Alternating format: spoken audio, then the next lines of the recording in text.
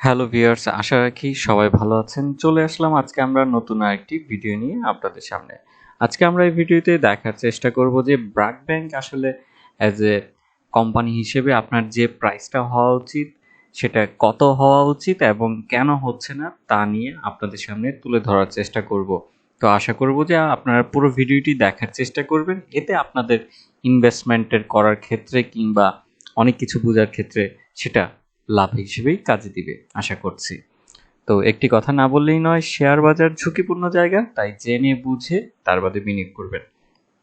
আমরা বেশ অনেক আগের যদি ব্র্যাক ব্যাংকের চার্টটা দেখি তাহলে সে তুলনায় ব্র্যাক ব্যাংক এখন প্রচুর ডাউন ট্রেন্ডে আছে এবং হচ্ছে যে এবং প্রাইসটাও বেশ একটা অ্যাজ এ যদি আমি বায়ার হিসেবে বলি খুব লোভনীয় অবস্থায় আছে, কারণ এখনই আসলে ব্র্যাক ব্যাংকের স্টকটাকে আস্তে আস্তে আস্তে আমার মনে হচ্ছে যে ধরে রাখাটা উত্তম কাজ হবে। তো যেখানে 2017 সালে যে স্টকটির 112 ছিল সেখানে সেই স্টকটি 45 টাকা 30 পয়সা এসে চলে এসেছে। তার মানে বুঝেই যাচ্ছে যে প্রায় আপনার 3 ভাগের 2 ভাগই নাই প্রাইসের দরের ক্ষেত্রে। কিন্তু তার বাদেও আমরা কিনছি না, এটা হয়তো আমাদের কিছু ব্যর্থতা আছে আমার কাছে মনে হচ্ছে, যে কারণ হচ্ছে যে আমরা লং টার্মে কেউ ভীষণগুলো দেখতে পারি না এবং ব্র্যাক ব্যাংকেও এইখানে হচ্ছে যে কিছু বিষয়গুলো আছে যে যেটা হচ্ছে যে এই মুহূর্তে দিতে পারছে না। তো এই মুহূর্তে না দেওয়ার কারণ হচ্ছে কি, আমরা জানি যে ব্র্যাক ব্যাংকের আপনার বেশ কিছু সাবসিডিয়ারি কোম্পানি আছে, যেমন হচ্ছে যে বিকাশের 50%-এর মতন শেয়ার হচ্ছে যে ব্র্যাক ব্যাংকের। এরপরে হচ্ছে গিয়ে ব্র্যাক ইপিএল ইনভেস্টমেন্ট আছে, তার বাদে হচ্ছে BRAC EPL stock brokerage limited আছে, তার বাদে হচ্ছে গিয়ে ব্র্যাক সাজন এক্সচেঞ্জ লিমিটেড আছে, তার বাদে হচ্ছে গিয়ে আপনার ব্র্যাক আইটি সার্ভিস আছে। তো বেশ কিছুই আপনার সাবসিডিয়ারি কোম্পানি আছে। তো এইখানে দেখা যাচ্ছে যে বিকাশ ছাড়া ছাড়া আপনার বাকি সবাই 2021 সালে ভালো একটা প্রফিট করেছে। তো উল্টো হয়েছে কি, বিকাশের যেটা দেখা যায় যে তাদের একটা বড় লস হয়েছে। তো সেখানে দেখা যাচ্ছে যে 123 কোটি টাকার মতন আপনার 2021 সালে শুধু বিকাশের লোকসান গুনতে হয়েছে। এখন একটু আপনার বোঝার চেষ্টা করবেন যে কেন লোকসান হচ্ছে, কারণ আমরা সবাই তো দেখছি যে আহ, বিকাশে আমিও ইউজ করতেছি, আপনিও ইউজ করতেছেন, তার বাদেও দেখা যাচ্ছে যে আহ, তাদের প্রফিটে তো হওয়ার কথা, কিন্তু না।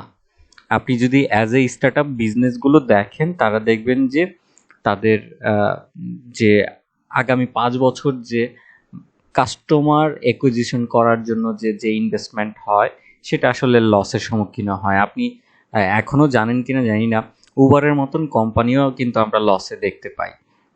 কারণ হচ্ছে যে তাদের যে কাস্টমার অ্যাট্রাকশন করার জন্য কিংবা কাস্টমার অ্যাকুইজিশন করার জন্য যে যে মার্কেটিং টুল এত ধরনের অফার দিতে হয়, দেখবেন যে অনেক সময় যে তারা ক্যাশব্যাক দিচ্ছে বিকাশে, অনেক সময় দেখা যাচ্ছে যে প্রচুর পরিমাণের মার্কেটিং টুল ইউজ করছে।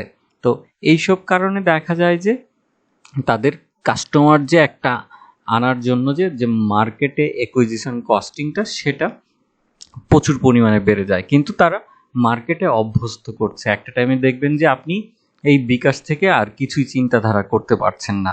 তো এটা দেখা যাবে যে আগামী 4-5 বছর পরে এই বিকাশ তখন আস্তে ধীরে ধীরে তার এই অ্যাকুইজিশন কস্টিংটাকে অনেক কমিয়ে নিয়ে আসবে, যার ফলে তার প্রফিট দেখা যাবে যে বিগত 5 বছরে যে লসটা করেছে সেটা 1 বছরেই তুলে নিয়ে আসবে, এরকম পর্যায়ে আসবে। তখন দেখা যাবে যে আপনি ব্রাকের শেয়ার কেনার জন্য মরিয়া হয়ে আছেন, কিন্তু আপনার হাতে সে পরিমাণে টাকা নাই।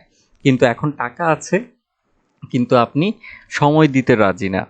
তো এটাই হচ্ছে যে ব্রাকের ক্ষেত্রে ঘটবে। একটা টাইমে গিয়ে আমার কাছে মনে হচ্ছে যে ব্রাক অনেক দূরে পৌঁছাবে, কিন্তু হচ্ছে যে আমরা আসলে কিনতে সাহস পাবো না তখন প্রাইসের ক্ষেত্রে। তো যারা লং টার্ম ধরে নেন অ্যাটলিস্ট 5 ইয়ার্স কিংবা 10 ইয়ার্সের মতন যত বড় সময় নিয়ে চিন্তা করতে পারবেন, ডিপোজিট আকারে আকারে কিনতে পারেন, তখন গিয়ে দেখবেন যে আসলে ব্রাকের আসলে অ্যাকচুয়াল ক্রিমটা আপনি নিতে পারবেন, এখন হুটহাট করে নিতে পারবেন না। তখন দেখা যাবে যে ব্রাকের আসলে বিকাশ থেকে 50% প্রফিট প্রচুর পরিমাণে আসবে।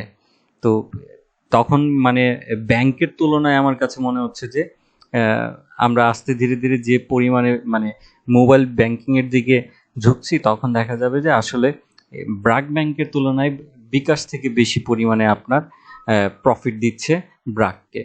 তো এটাই আসলে দেখার বিষয়, কিন্তু এটা একটু সময় সাপেক্ষ, কারণ এইখানে হচ্ছে যে তারা এখন মার্কেটে ইউজ টু করাচ্ছে কাস্টমারকে, এবং কাস্টমার একটা টাইমে গিয়ে দেখা যাবে যে সে সব কিছুই তার লাইফস্টাইলের মধ্যে হ্যাবিচুয়েট হয়ে যাচ্ছে।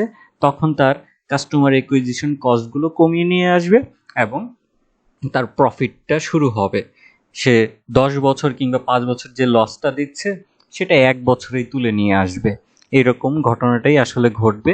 আপনারা জাস্ট অপেক্ষা করেন সেই সময়টার জন্য। জানি না, আমার কথা হয়তো অনেক ক্ষেত্রে সিচুয়েশনের কারণে কিংবা মার্কেটের কারণে ভুলও হতে পারে, বাট এটাই আমার যে চিন্তাধারা, এটাই ঘটবে হয়তো ভবিষ্যতে। এবং এখন যে প্রাইস আছে সেটা হয়তো কয়েক গুণ বেড়ে যাবে, এবং সেটার জন্যই অপেক্ষা। বাট আপনারা এই না যে ইনফ্লুয়েন্স হয়ে নিয়ে কালকে থেকেই নিয়ে নেবেন। আমার কথা হচ্ছে যে আপনার টাকা, আপনার বুদ্ধি, আপনার প্রফিট আপনি নিজেই বুক করবেন। তো দ্যাটস ওয়াই আরও নিজে থেকে স্টাডি করুন, তাহলে হয়তো আপনার জন্যই ভালো হবে। আর এখানে আমি কোনো ইনফ্লুয়েন্স করছি না যে কালকে থেকেই সবাই ঝাঁপিয়ে শুধু ব্র্যাক কিনেন, এটা না। কারণ হচ্ছে যে ব্র্যাকের তুলনায় অনেক অনেক ফান্ডামেন্টাল আরও শেয়ার আছে, সেটাও আপনারা নিজেরা দেখবেন। কখনোই একটা শেয়ারে ইনভেস্টমেন্ট করবেন না, কারণ একটা শেয়ারে ইনভেস্টমেন্ট সেটা অনেক ঝুঁকির কারণ। এটা আপনারা নিজেরাও জানেন, বুঝেন। অ্যাটলিস্ট 4-5টা শেয়ার রাখবেন, যেটা হচ্ছে যে বিভিন্ন সেক্টরের থেকে, তাহলে দেখবেন যে একটা লস হলে আরেকটা আপনাকে ভালো রিটার্ন দিচ্ছে। তো এই ছিল আজকে আমার ব্র্যাক নিয়ে আলোচনা। আশা রাখি আপনারা বুঝতে পেরেছেন এবং শেয়ার বাজারে জেনে বুঝে তার বাদে বিনিয়োগ করবেন। ধন্যবাদ, ভালো থাকুন, সুস্থ থাকুন।